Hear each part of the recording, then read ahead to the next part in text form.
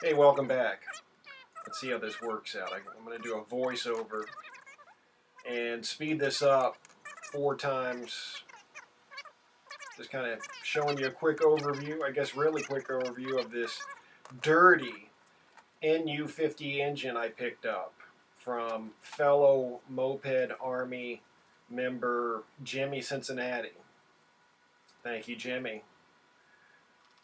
And I'm wondering if he had to dig this up out of a grave or something, because there doesn't look too bad on film, but this thing was a muddy mess. And it came with a rear fender, so I assume well, maybe that's a bad assumption that it was in use. Anyhow, what are we doing here?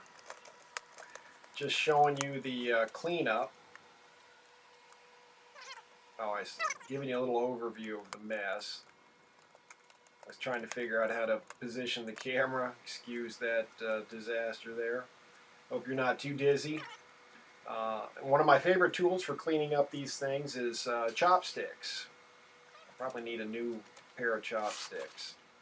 But you can attack dirt and grime without any fear of scratching up pretty much anything. So there you have it. Anyways, the plan with this thing is to clean it up, and then I've got to locate some parts. I've located a Kickstarter arm, which is on its way, and then that spindle gear, or whatever you want to call it, where the kickstart attaches, that is all stripped out.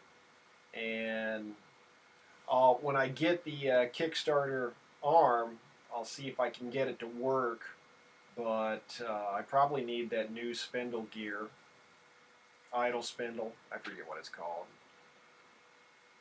or what exactly it's called. And that tire is pretty much done.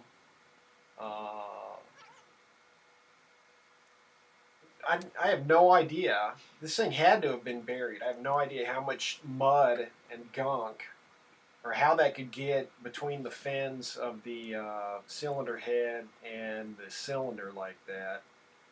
I mean, look at me scrape this stuff from out behind it, and there's still a ton more in there. So chopsticks, simple green, pine sol, a bunch of paper towels, and a bunch of time, and a shop vac to clean up every so often, because this will make a mess out of your garage or home or wherever you're doing it. And my ears are a little sensitive, so this shop vac's kind of loud and whiny, so that's why I'm wearing the ear protection. Turns out that most of these I have aren't really that loud, but just continued exposure to that same frequency and same volume, when you're cruising along at full throttle, it really puts a beating on your hearing, and I'm not really interested in suffering hearing damage for this hobby. So, been a little more protective of the ears. And the helmet, a full face helmet only probably lessens the noise about 5 or so decibels. And so anymore, I've just been wearing earplugs in combination with the helmet, just because it's hard on the ears, man. I don't know, maybe I'm a wimp.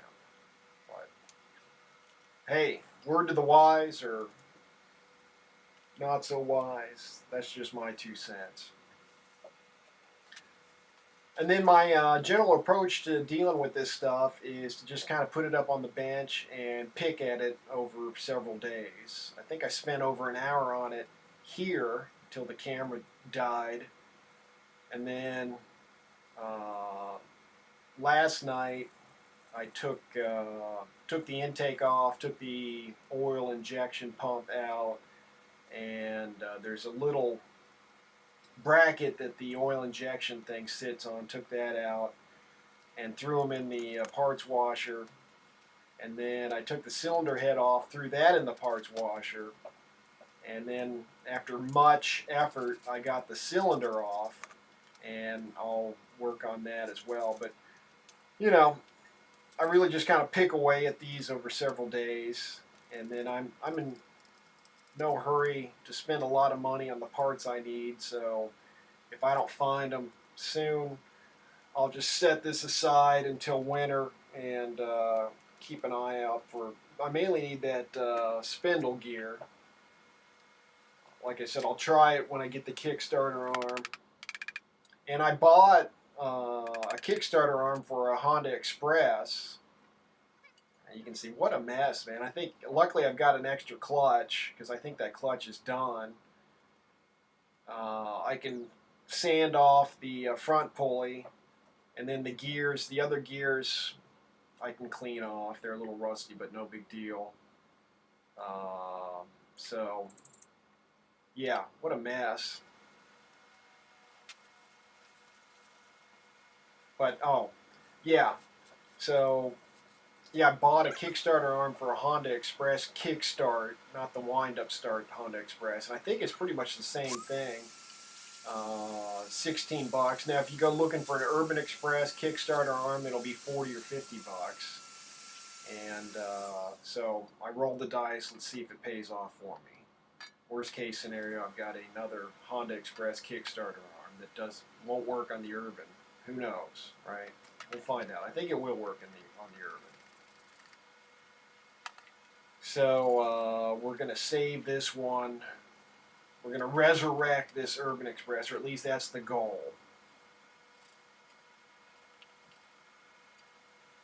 Cleaned off the cover some. And the reason I'm going through all this trouble is just to make it, a little cleaner and easier to work on later. The piston and rings were actually in really good shape, and so was the inside of the cylinder. I don't think it would be a smart idea to try to start it and run it with all that mud packed in between the fins, because I imagine that would inhibit its ability to cool down.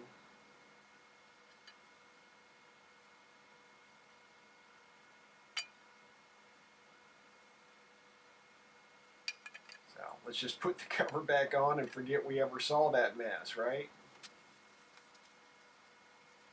It's really just the clutch. I might be able to take the clutch apart and sand it down as well. We'll give it a shot. Cleaning something cleaning up that little hose guide thing that goes on one of these bolts. It's missing one of the bolts, so if you're keeping count at home and wait a minute, dude, you forgot one. Well, that was already missing. So don't freak out. It's all good. I think I've got extras too that I can deal with. Here's the other side. Oh yeah. It really doesn't look that bad on camera, but this thing is a total disaster. This has been the dirtiest one I think I've ever seen. And when dirt and moisture and oil combine, they form some sort of permanent bond or almost permanent bond to whatever they're on, and it is a pain in the butt to get it off. When I took off the intake, the reeds looked good, and so did the crank on this thing.